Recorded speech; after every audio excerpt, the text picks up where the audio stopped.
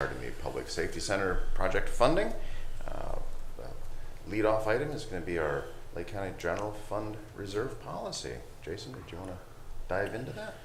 Yeah, Commissioners, a couple weeks ago, we talked about some things that we've heard for a number of years as a kind of a best management practice. Previous Finance Director Matus was here, even prior to when he was here.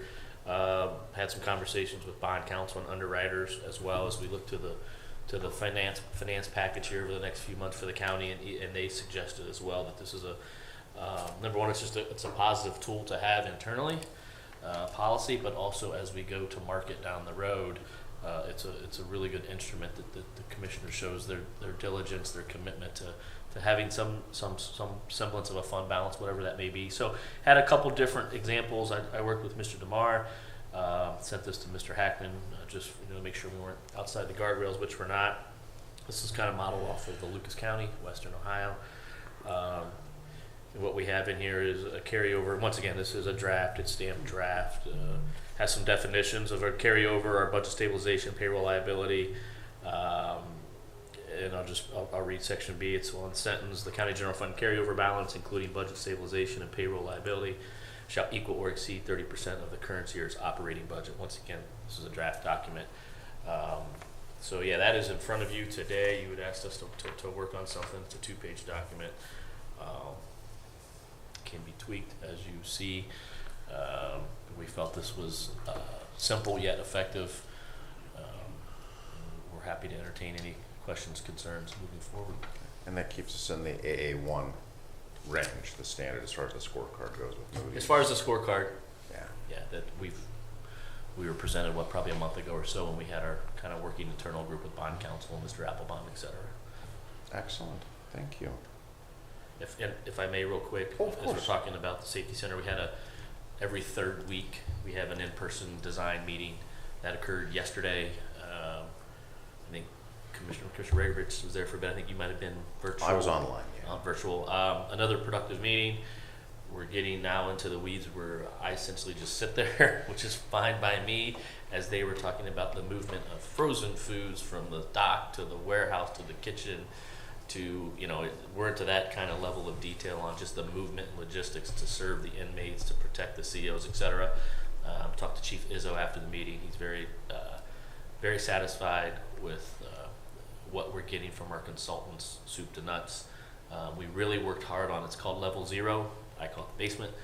For whatever reason, it's called Level 0. I think they got that dialed in really, really close yesterday. Then we shifted to Floor 1, which is street level. That's kind of the soft side of the administrative side. There's still some work to be done on the layout, but they have clear direction after the meeting yesterday. Probably have a specialized follow-up call or Zoom in the next week or so to really dial down on the administrative side of Floor 1. We're now looking at signage, wayfinding. Wayfinding includes pedestrian wayfinding from parking lots to the building. It also includes wayfinding of tractor trailer deliveries, employee parking, etc. So we're hitting the full gamut. We will be providing a list to the city of Painesville on planning and zoning variables that we want to make sure that we're in accordance with, which I think we are for the vast majority of the zoning code. There are a couple questions that we're going to pose, one being the height. As you guys have directed, we want a gabled roof.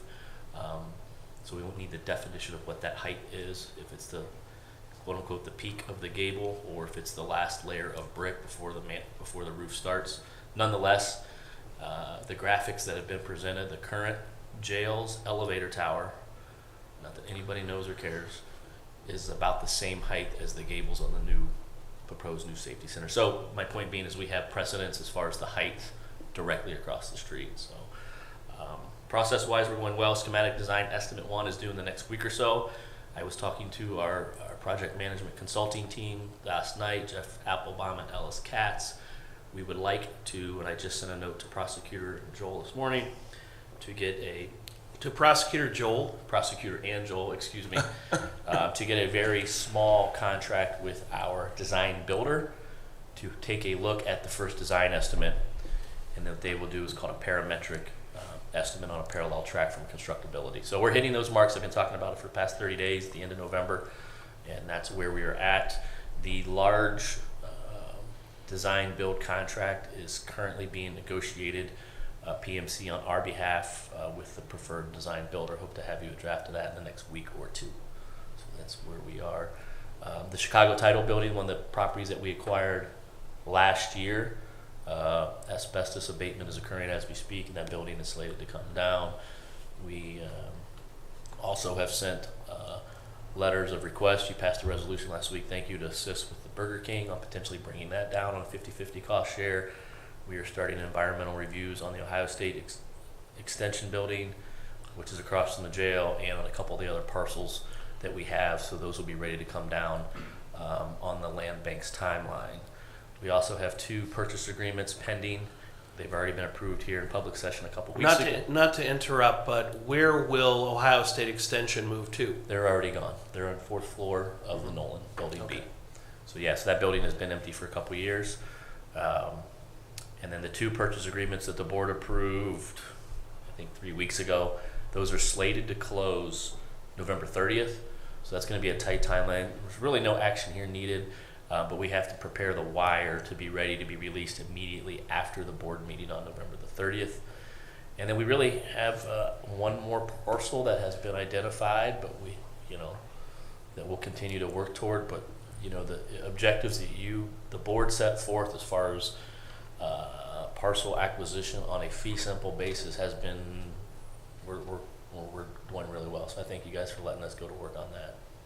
And I'm happy to answer any questions. Just in kind of reverse order, thank you though for taking care of the mission critical ones, which allowed us to have as much cost control over the design of the project. Yeah. Again, before when we were building taller, that was going to be incredibly expensive. So we're definitely controlling the costs by adding land and flattening that thing out a little bit. Going back to your discussions though about yesterday's meeting, I have to say though, I think it'd be of interest, a lot of discussion focused on movements both inside and outside of the building. That was that level of discussion, that's where we need to be. Mm-hmm. That way, we're an informed purchaser, we're making good decisions, and we've got a lot of input. And I'm also very proud to say when I was listening to the conversations, there was a lot of discussion looking to the future, many if-then discussions, if this, then that. Okay, well, how does this work in the future if we do these things? And I was also very pleased the discussions about technology and to what level we would be buying into technology and where the balance point would be. So yeah, it was nice having Paul there just to lay out the parameters on what we're looking at. Here's who we use right now with cameras. Here's who we use on our access control. What I felt great about, we know how great Paul is Paul would name a manufacturer or a technology, they would say, we agree. So I think it's proof in the pudding that what we are doing here, where the products are produced, their maintenance, so I think we're in the right direction. And I think the team that we've assembled also, I believe the public also would be interested in knowing decisions that usually take weeks to get answers back, we're doing real time at these meetings. Yeah, it's not a rush. Hey, Commissioner, I don't know if you were there, but when we finished, I think the call was done, but the project manager, young lady named Rebecca, is phenomenal, and a couple other consultants were in the room, and they said the amount of participation and feedback with county elected officials, the sheriff, his entire management team, for better or worse, my role, Mark Eifel, he said, we do not get this on all of our projects. So thanks to everybody involved, because if we hold them up, and I said this early on, I learned it on this project, they've got slews of folks sitting at desks waiting for answers, and the fact that we can go quick and informed if needed is a positive in our scheduling. I know we say it a lot, but the team we have together here in Lake County, along with HOK, and I don't want to dwell because I'm sure we'll go over this again at the meeting, but the level of input, the detail down to your point yesterday about having storage outside the conference room so that we can change that room around. Those are the level of details where that makes that room more usable, those things more usable. And to see the sheriff's team say, we don't need all these rooms, get rid of these, move this here. This is going to be a restricted area. This is not, how do we get in and out?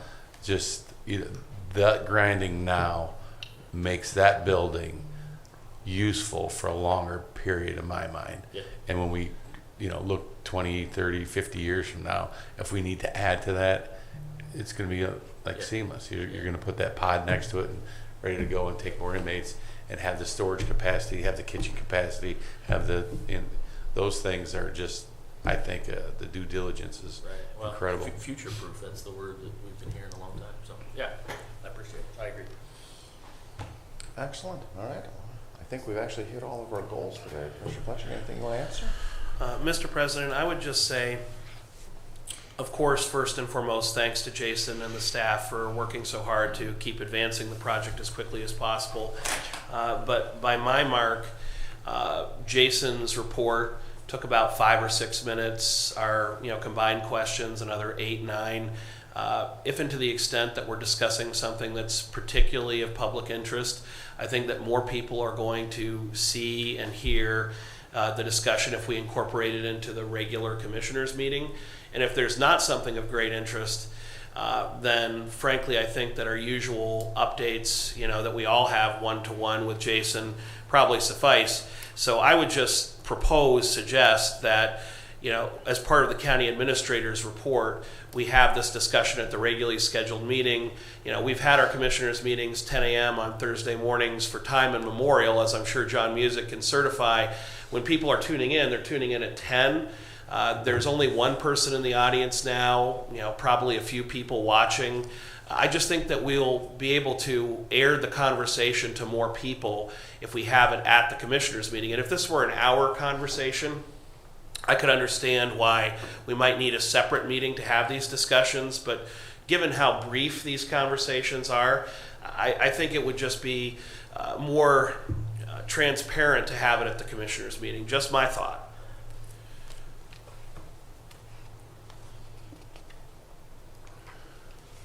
Jason, back to the policy. Is this something that that this county they went through the similar process to put in front of bond council? Yeah, Lucas County. Yeah, Then they passed and the that was resolution. best experience too. Yeah, and we've talked about this informally over the years as a best management practice from the accounting standpoint. Check the box number one, and then secondly, as we enter into this, our largest investment in the county's history, as a productive tool that the folks who are going to be, grilling us during our dissertation, if you will, like, hey, what are some of the tools you have in place that we can show something along these lines? So yes, it hits a couple different boxes for us. Like I said, this is a draft. We're happy to work with you if you have some comments, want to mark it up, etc. Happy to do so. Thank you.